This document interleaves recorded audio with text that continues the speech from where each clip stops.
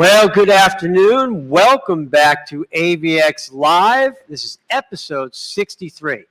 But today is totally different. We're going to do all sorts of fun stuff today.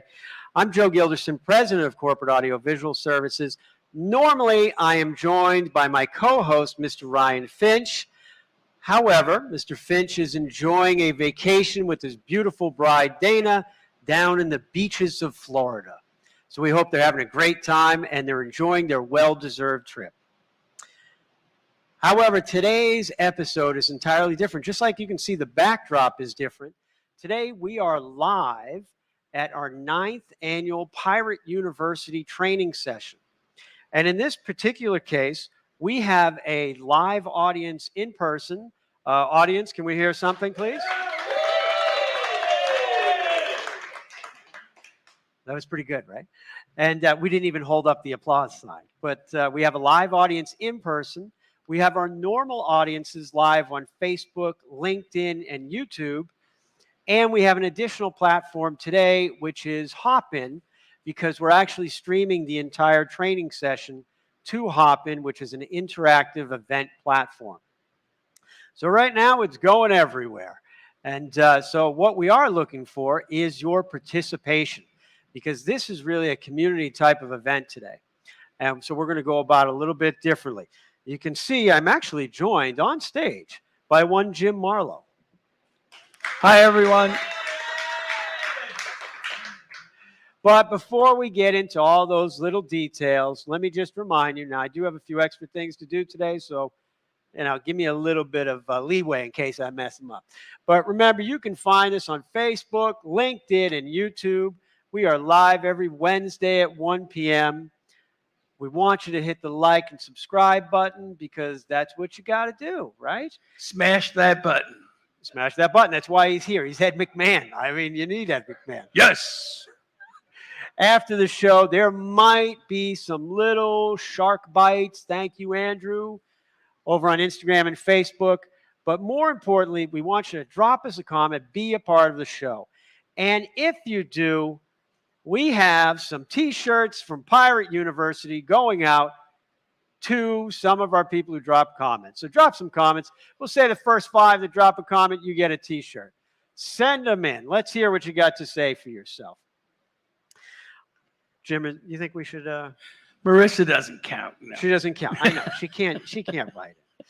But either way, look, I think we're going to get started.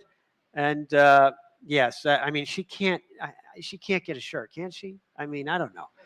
But because she does love swag. I mean, that's what I'm hearing. And I love swag too. But Julia Salem Emmerich is. Oh, well, Julia Salem. Okay. In San Diego. Sunny San Diego. Sunny We're San happy Diego. to mail the shirt to San Diego. Or we could drop it in Pleasantville. Either way is fine. But look, let's see if we can take some of that stuff off of here. What we're going to do is we are going to start by bringing on our guests, okay? You've met Jim Marlowe.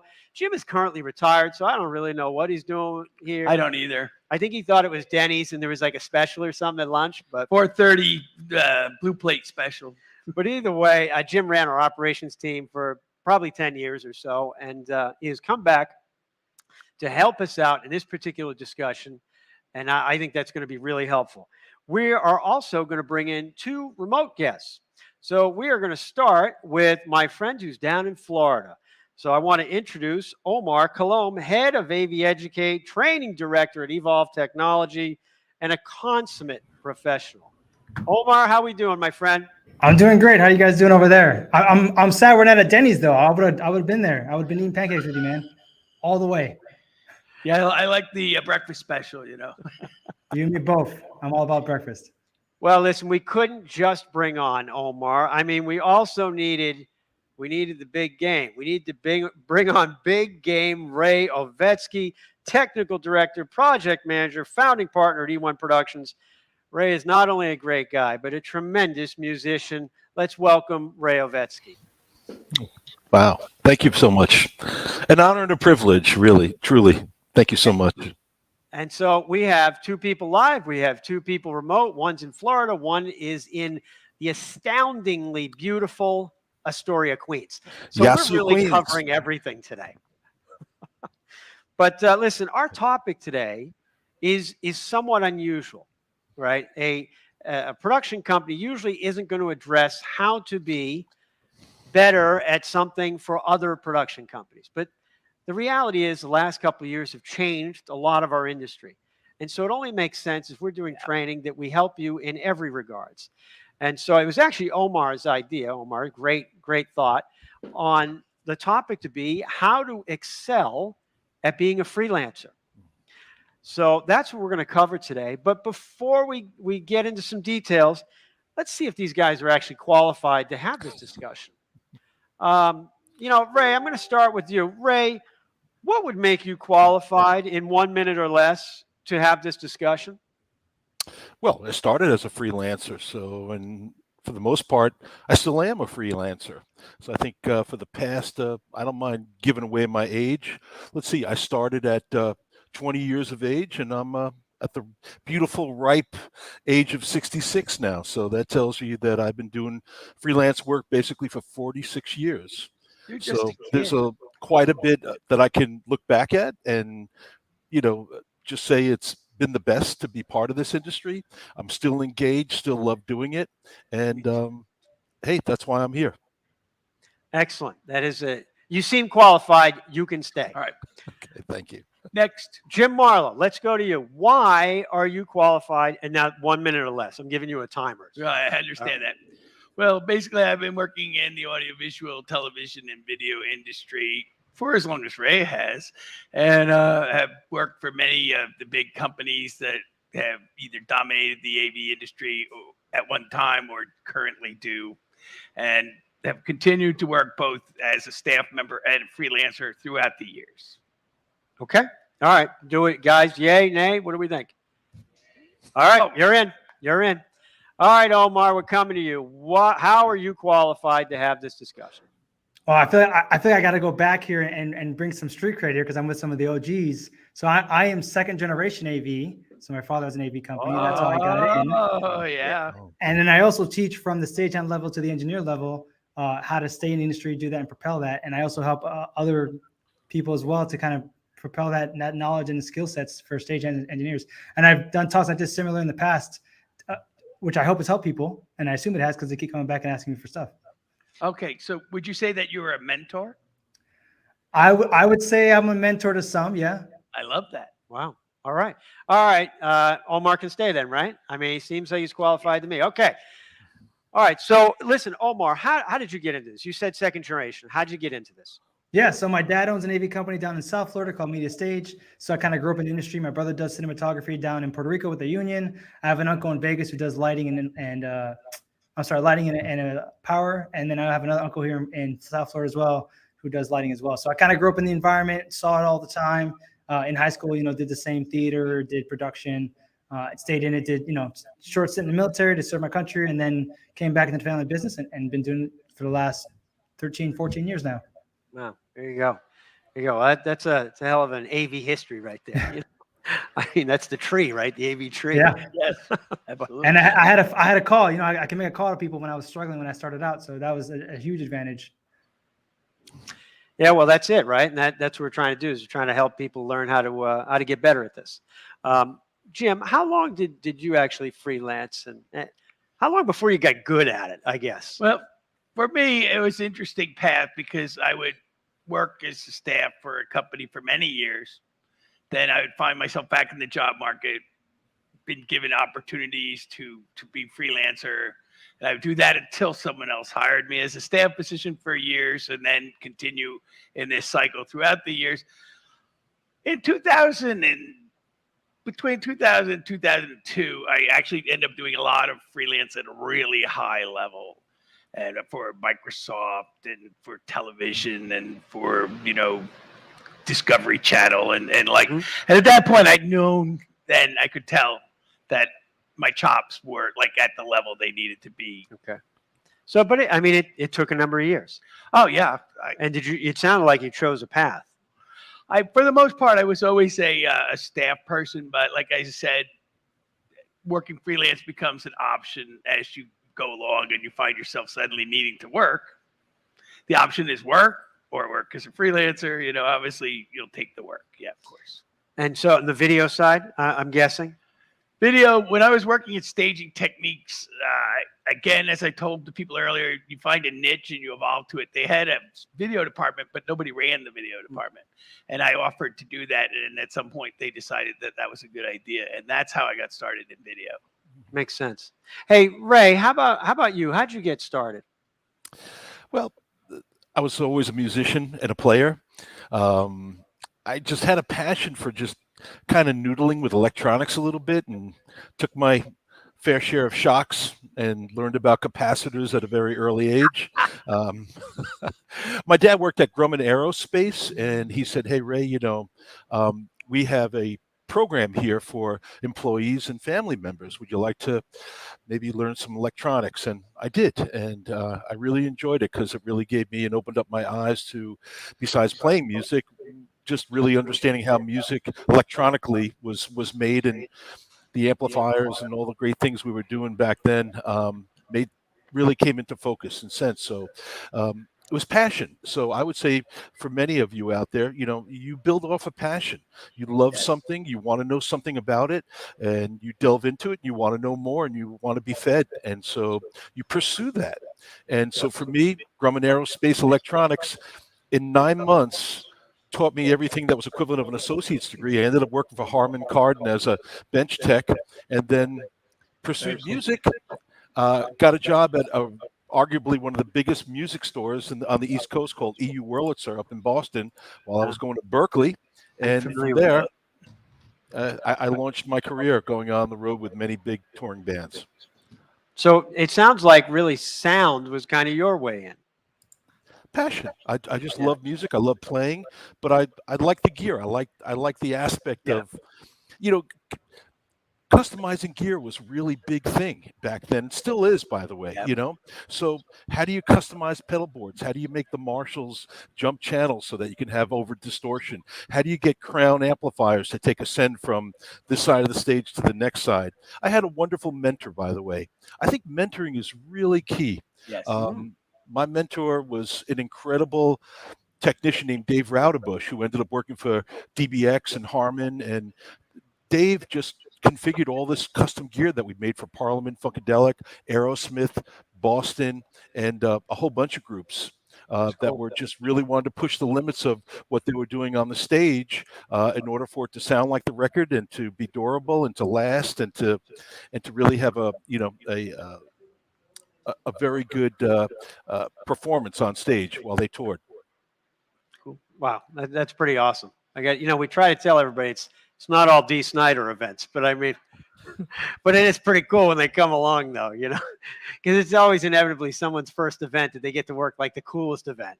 They didn't do the other, you know, 150 terrible events, but they did the one cool one, and then they're hooked, you know, like that's what we needed. But you know, interesting because you guys have kind of come from different paths in and chosen somewhat some specialties, but it's certainly all about that passion, whether it's from technology or it's from music or it's the family has passed it along and like it's ingrained in your head. But, you know, I'm going to send this question over to Omar. Omar, you're seeing a lot of different people now in the training that you're doing between AV Educate and Evolve. What do you think are some of the key characteristics and maybe the skills that people have developed to excel and really be a high-level freelancer? Yeah, so some of the key things I think that separates, you know, people from each other, right, is the willingness to learn and continue to keep that mind open about what it is I'm trying to achieve and kind of going towards that path. There's a lot of people that come in and they want to do I just want to be here and kind of learn all of it. And it's like, master one thing first and then progress forward, right? Don't try to be the unicorn right off the bat, because that's not going to work. It's you got to get in the field. You know, if you're a stagehand right now, you know, don't be. I guess what I gotta say the most thing is be proactive about what you're doing. A lot of guys that I see that are coming to the classes and training are very proactive about that, about the learning, about the experiences, about the hands-on portion of it. They're not being passive. They're not waiting for that phone call. They're not waiting for the thing. They're going out and they're looking for it. They're looking for the work. They're communicating with the people they need to. They're looking for the training. They're getting that training, and then they're not just sitting on it. They're saying, hey, they're letting their contacts know, I got this training XYZ. how, can you put me on shows for that? And if it's not happening, they're reminding them, hey, don't forget, I can do this now. I got the training on it. I just need more experience. And a lot more labor companies and clients are willing to give you that shot if you've put in the work yourself and been proactive about it. They're more likely to say, you know what, I have a show coming up. It's a smaller role. Let's see what you can do. Let's see what you learned. Let's see if it's good enough. And that can lead to the next show, the next show, the next show in that position. So the main thing I see is people that are, in my field particularly, is people being proactive more. And the ones that I'm not seeing, I see are the ones that are being passive and not really, they're waiting for that phone call. They're waiting for the opportunity to show up. They're waiting for it, right? And that's great up to a certain point, because it's not always going to just pop up. If you're actively searching for something or actively looking for something, then it's going to happen. And it's what I think divides people all the time in what we're doing in the industry. Even when I do jobs right now in show site, I see the guys who are actively looking for that next thing to get done for the team versus the people that are sitting back waiting for that next task to be told to do, right? And there's a difference there being, hey, I need to tell you every step what to do versus, hey, I need to know with these cable runs. Can you run this out? Hey, I ran out those 2 lines. Which are the next ones you need? That guy I'm going to remember more versus the guy that I have to hunt down every single time to get to do the next step. Well, I think you've touched on a couple of really important points there. Before I get to your second one, because I know that Jim can probably has something to say about the second one, but on the first point where you mentioned about people getting the training and then doing something about it, right? First of all, you got to communicate it to people. There's no way for corporate AV to know that you just learned how to use the XYZ 1000. I won't know that. You know, if I had known somebody was Barco certified this past week, I would have had a project for them. So we were looking for people who are Barco certified. Instead, we took a different path. But either way, that's an important thing, being able to communicate, especially any new skills. And to go to your point about communicating and going out and searching for those opportunities, Omar, again, if you have a new skill, especially if you just paid money for it, like this is your time to brag now and communicate to people.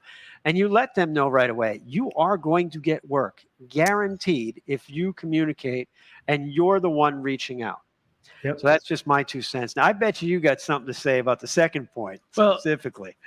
Very, very interesting, because we had a session earlier today, and the words that were used in that session keep coming up in this session. And the first one was passion. Not too many people go into this business just because they're looking for a job. They usually have some kind of passion. They actually want to do what they're doing. They not just want to, but they're obsessed about it. And Ray pointed that out very clearly. And then the other word was opportunity, and which we all just mentioned. And that was the same thing, that opportunities are available, but you have to see them. You have to recognize them. I mentioned the one where I saw the ecological niche that I could evolve to. And I said, oh, I will run your video department. You know, you see opportunities and then you offer yourself as a solution, you know, and that's what Omar's talking about. These people that aren't just sitting waiting for something to happen to them, but they're literally making it happen for themselves. And then the other side of it, we talked about mentors too, that there's someone on the other end that is willing to say, yeah, you took initiative, do it, you know, take care of that. And it all works together, and it creates a symbiotic world in our business that helps all of us. Excellent. Now, Ray, I would imagine you have something you could probably add on to this too, because I mean, on many of our jobs, we've had Ray as the one who's usually in charge of the job, you know? So whether it's on the technical side or it's the whole project, you know, Ray, what do you think are some of the skills and the characteristics of the people who really do the best work out there? So I think we're probably addressing an audience of people that really are looking for the secret to freelance, right? How do I get in? You know, there's probably a lot of you that are saying, listen, I'm ready. I'm good to go. I just want to know how to get in and start freelancing. I will say this. You better have a base, a fundamental base of some kind of knowledge and real skill set. Dressing, speaking, having the website, that's all well and good, I guess. But you better have a foundation of a real tried and true skill set, whether it's electronics, whether it's electrics, whether it's logistics, admin, budgeting, whatever.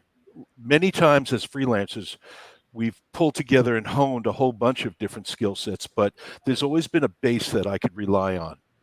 And for me, it was electronics. And it was a very important skill set because it made me valuable in understanding what skill I could bring to the table. And then you have all the personal dynamics that Jim and Omar just said, being on time, just not waiting to be directed, jumping in. Hey, do you need help with that? Hey, I got a second, you see someone on a ladder, they're struggling, or, there's all these different dynamics. So what I will say that is, first and foremost, concentrate on a real skill set. If sound is what you want to do, then you probably should really get in front of Digico boards or an Avid, a console. You should also understand the old school analog consoles, the old Mackies and what have you. You need to familiarize microphones and all the different aspects of low impedance, high impedance, balanced, all the aspects of your industry. If you don't have that, then what you're asking is, hey, listen, I'm a great worker. I'm strong. I'm going to be here on time. I have a heart for service. But that's not enough. You've got to have that knowledge base. You can build on that knowledge base, but ensure that you have that foundation. I think that's really important to freelancing. I think that makes a lot of sense, Ray, because, as an employer, many times when we're actually looking for people, we're looking for a particular skill. Not all the times. There's many times where generalists and general skills, especially on lower level projects, like they're going to apply. Today, I'm working on sound. Tomorrow, I'm working on video. All right, I'm setting up the lighting trees. So those are all the day-to-day normal things, which is necessary, 100% necessary. And then there's other things that are definitely specialist types of roles. It used to be everybody that came through our door was an A1, and we'd ask a few qualifying questions, and they were clearly not an A1. So that is the most overused term out there, I think. Because there are particular things that would make you an A1, and I think that's like a starting point, and it's easy for that to get flushed out. Funny thing is light. What I've noticed personally, because I don't have the skills that all you guys have, is a lighting person will not tell you that they can do something that they can't do. A video person usually will not tell you they can do something. They're not going to say I can run the Ascender or the Aquilon or the Pixel 4. They're not going to say they can do it if they can't do it. An audio person will tell you they can. That's the scary thing. And then they get this big environment like, well, I don't know how to use this. And you're like, well, you needed to say that. Right. So I think, you're right, Ray, having the skills, just learning your craft and being realistic at the same point, I think is a critical tool, Where are you going to start? I got to tell you, a great place to start is churches. I mean, church is a really great place to start. A lot of them have some pretty sophisticated systems. I've mentored quite a few people that wanted to be, A1s, but they also had to understand lighting and they learned personal dynamics. But they started on some digital consoles and learned. And you know what? It wasn't a high pressure situation. If you made a mistake, okay, it wasn't happy to make a mistake. But, if you go work for Joe at Corporate AV and, you're in the middle of a show and it's a big client, and you unplug something and something goes down, that can be devastating. And you want to get your chops together. There's many things to learn, and you need to learn somewhere. And schools and churches and non-for-profits are a great place to start, guys. Really, ladies and gentlemen. Yeah. Excellent. That's very helpful. Very helpful. I have some things that I'm sure people are probably wondering, even though I think these are the most important things. Really, building the foundation is certainly the most important thing, developing the skills. While we're on the skill topic, Omar, what would you recommend? How would people, how would they find training? So obviously there's AV Educate, which is a free resource, which everybody just shares, classes that are coming up, whether free or paid for, gets shared to the group. So that's a resource that's available to anybody in the community to just get on there and either share something they've seen or provide a class of any form. And then obviously you can also go to the manufacturer route or go to companies like Evolve, for example, where we have trainers on staff who are certified to train in lieu of the manufacturer or for the manufacturer in a scenario in the classroom like I have here. So those are some options you can do right there. Obviously, audio's got a huge, history, a huge background. There's a plethora of options for how you can do that online. There's tons of groups you can follow and people you can mentor with. I think Ray had said it a little bit earlier. Getting a mentor, someone who can you can shadow for a little bit is huge. And don't be afraid. I know there's this whole thing about like always get paid for your work, but don't be afraid to say, "Hey, can I come up in the show for free just to get the hands on with and get the experience?" That is way more important down the road for you than anything else will be. One thing I like to say all the time is, particularly when talking about audio, is knowing what a fader does and when to use that fader are two completely separate things. And if it's the first time you've heard that, you're probably thinking, "What's the difference?" But if you're experienced, you're like, "Oh yeah, there's a difference." Knowing what a fader goes up and down and what it does is great, but knowing when to do that and when's the right time for that moment is a totally different situation. So experience versus education, right? And I think a lot of times people, they get a little flustered about those things. But sorry, back on point. Research online if you're doing audio. I mean, there's a plethora of options, right? There's groups you can go to. There's web pages you can go to. For video's limited, which is why I was driven towards that direction. But video, there are options out there. AV Educate, Evolve's out there, Nationwide's out there, T3 Academy's out there. Infocom's also a good resource. I did that 10 years ago, and it's, even though it's more installation, there's still a lot of fundamental knowledge, like you guys were saying a little earlier. There's a lot of fundamental knowledge that still applies to the industry as a whole. The one thing about corporate AV that I think people get a little flustered with is that we do not have a foundational path, right? There's no clear path to this, but we pull from every other industry.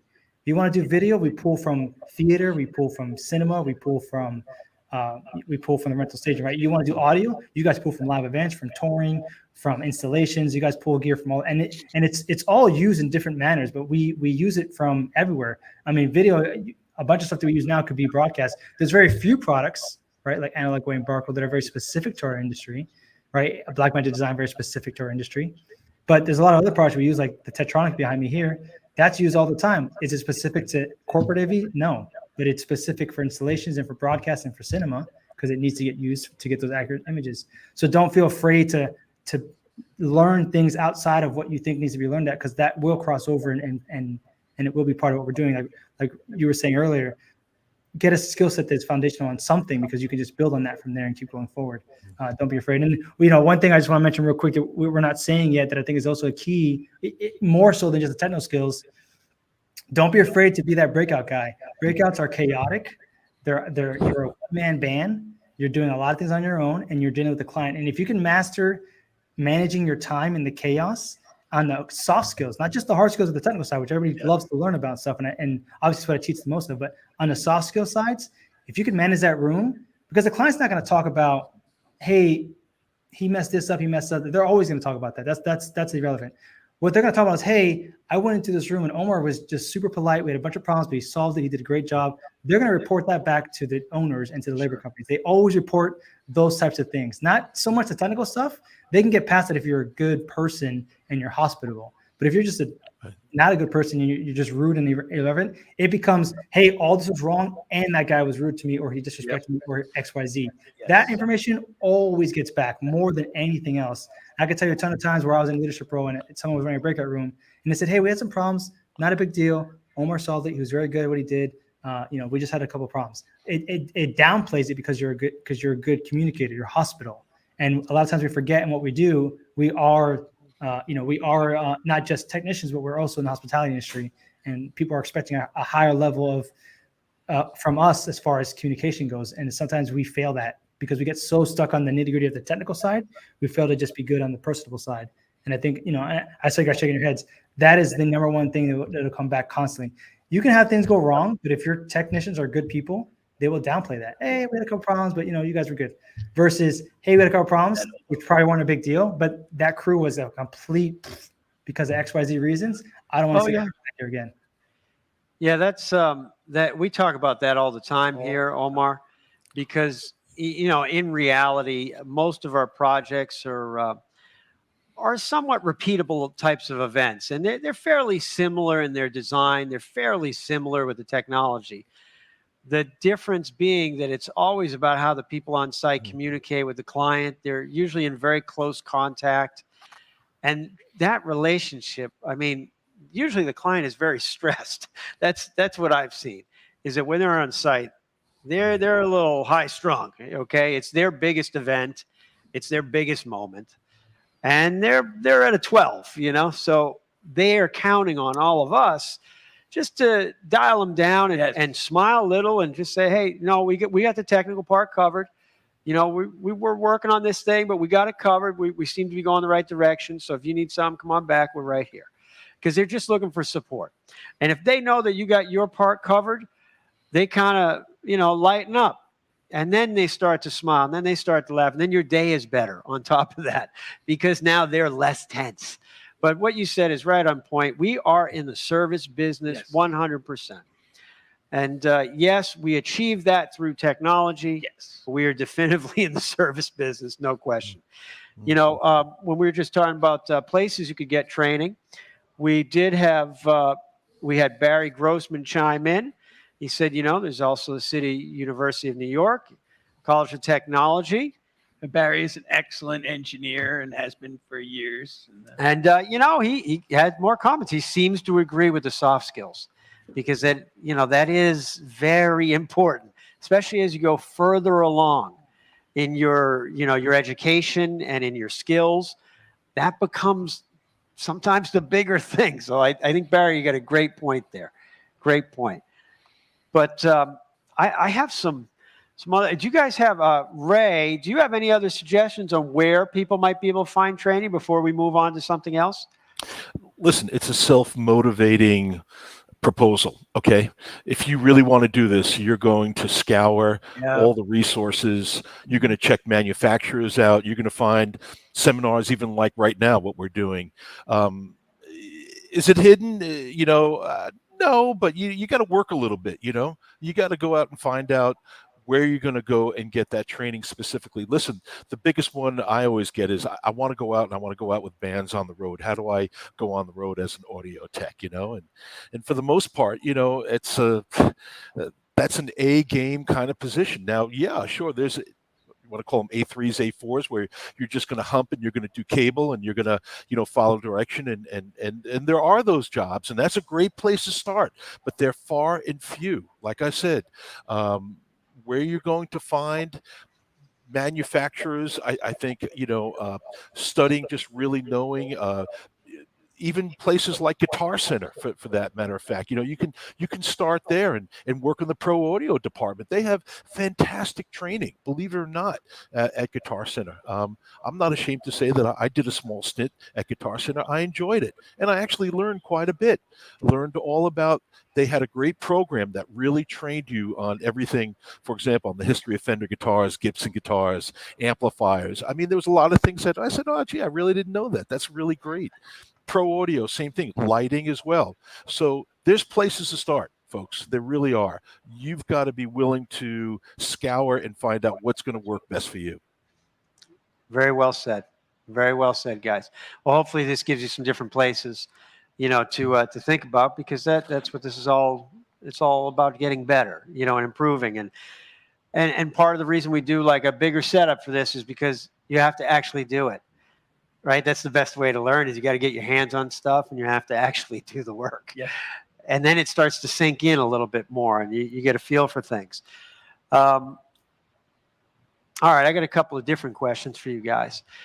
So I'm on my own. How do I determine what companies I should work for, and how do I find those companies?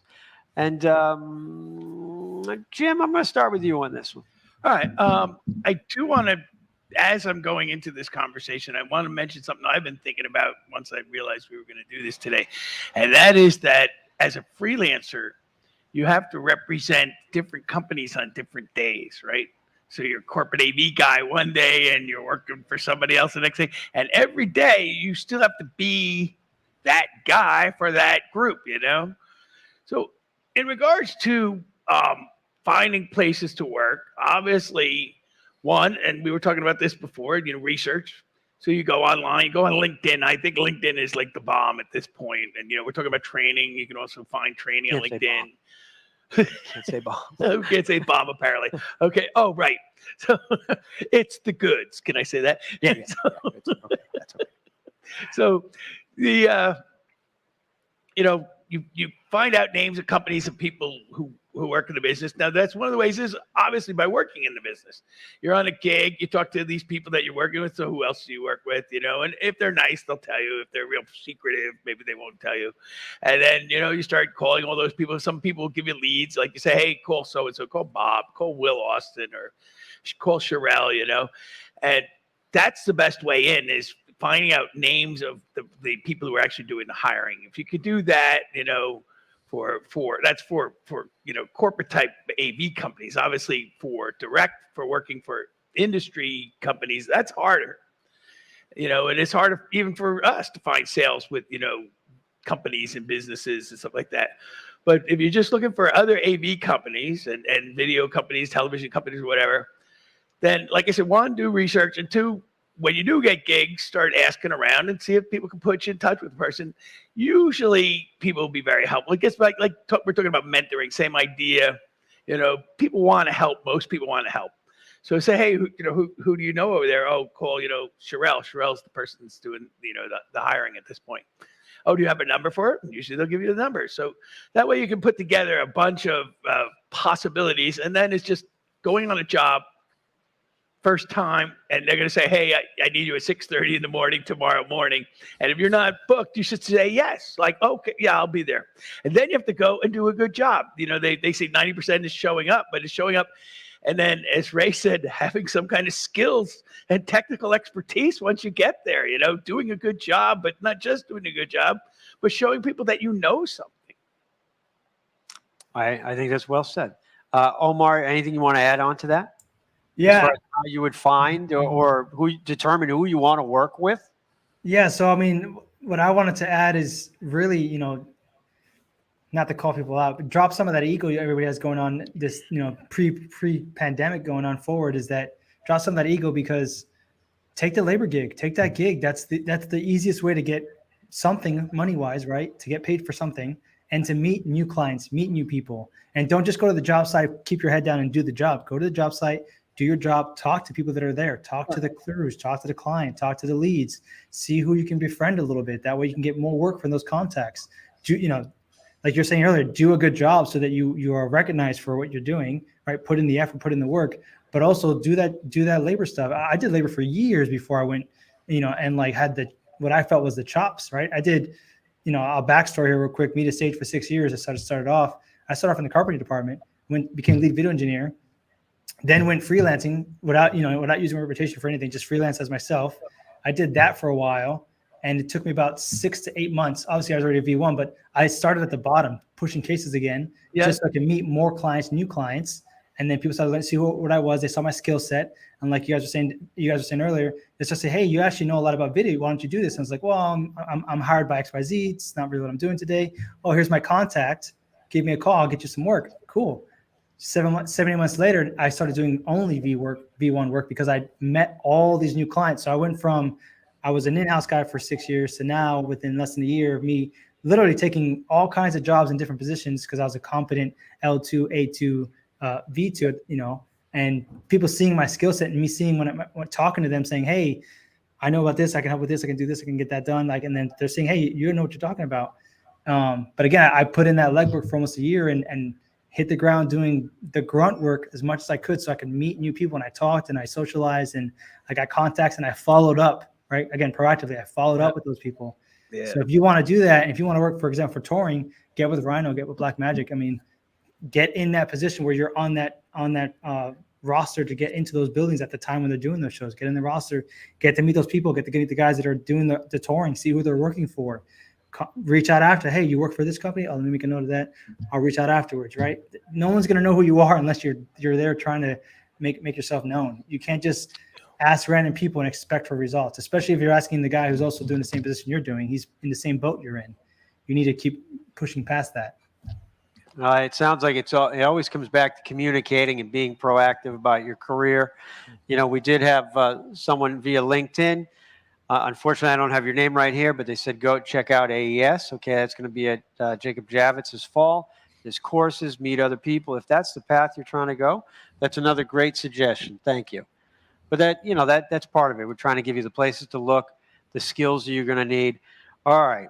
I'm going to take one. These are the things that we only got a couple of minutes here, so we'll try to go quick and easy. Hey Ray, if I'm a freelancer, how do I budget for taxes and healthcare and stuff like that? So listen, the nature of freelancing is companies need to expand in order to meet the needs of their client's project, and then they contract back again. So freelancers come in and fill that void, and they're very important. So as a freelancer, it depends on really where you're at. Are you married? Do you have a family? Are you out of college? Are you young? Or, listen, there are tax implications, and you need to be aware that when you get paid a gross amount, chances are, you're very responsible for your taxes, let alone health insurance and workers' comp and everything. So you can think about starting your own corporation or your own company if you have enough work and you're starting to really get on your feet as a freelancer, it makes sense to do that. First of all, you're mandated to do that. Okay. You got to pay your taxes. Yes. And having health insurance and having a workers' compensation.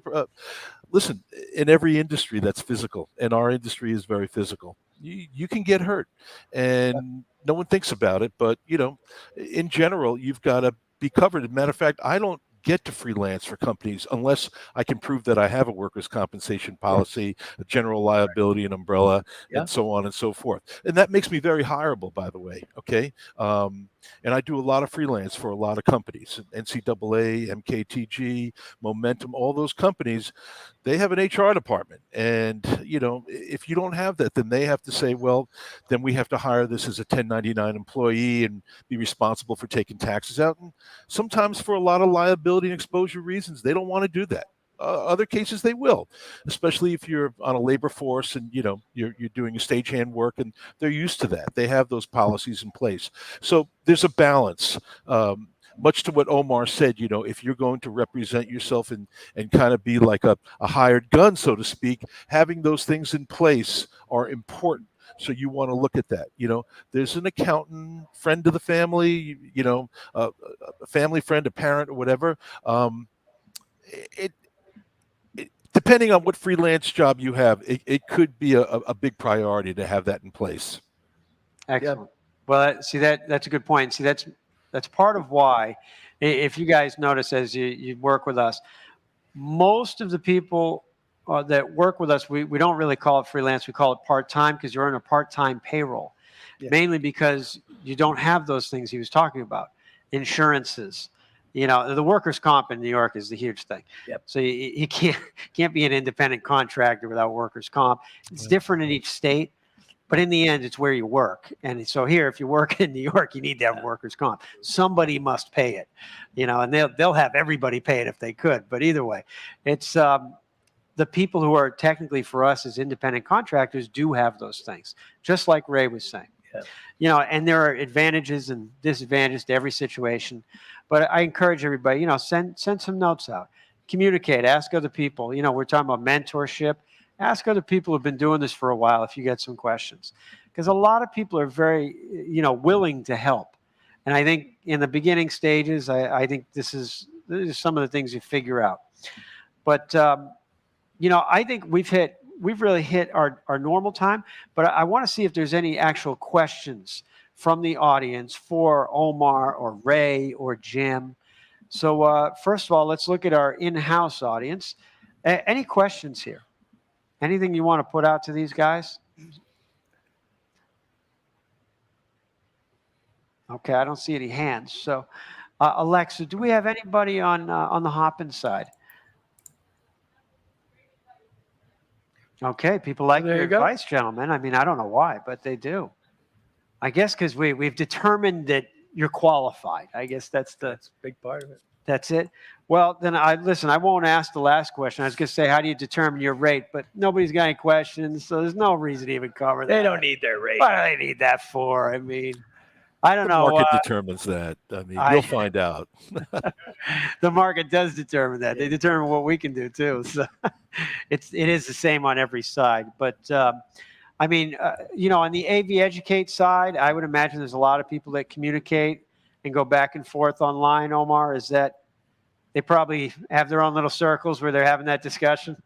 Yes. Yeah. Discord has it a lot. Our Discord page has it a lot. We have micro chats a lot, and then there is an option for mentorship that people click on a lot, so they get to get some one-on-one hands-on with different people about different things. So we've created some generic numbers that we give out when we have this exact conversation here to people that help them just like get a definitive answer in their mind around a general number, because like we said earlier, your life circumstances change those things, but there are some defined kind of set points where if you get to these points, you should be doing this anyways.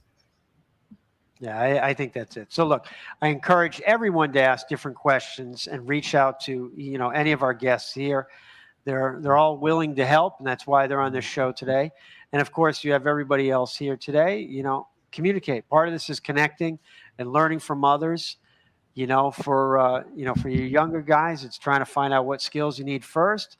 For you older guys, it's about mentoring and trying to help another soul in your life. But it's all good stuff. Well, listen, gentlemen, this show runs on a clock, so this is part of it. I'm going to start booting you guys off soon, and maybe I won't. Maybe I won't boot you guys off. You guys all stay on. We're all going to say goodbye together. How's that?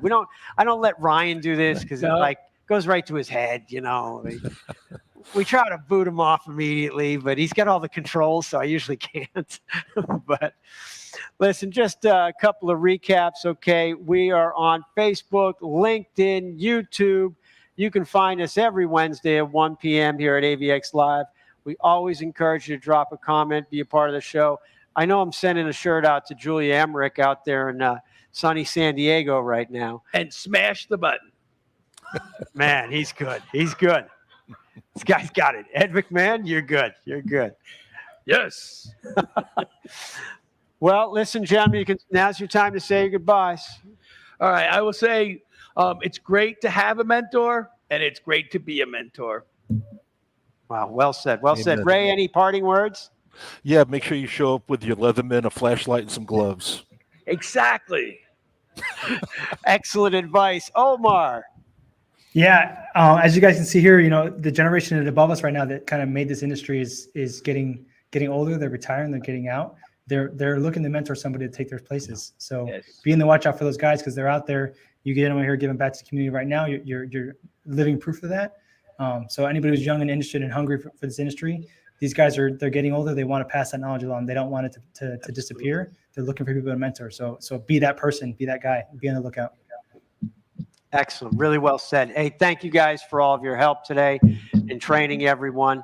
And everyone, come on back. AVX Live will be in its normal surroundings next week. But please join us on Hop In for the rest of Pirate University. We have RCF coming on and Tariq, and we're going to have an excellent discussion about sound and speakers and all that fun stuff that makes noise. So listen, you guys have a great day. Bye-bye. Ciao, ciao. We are out.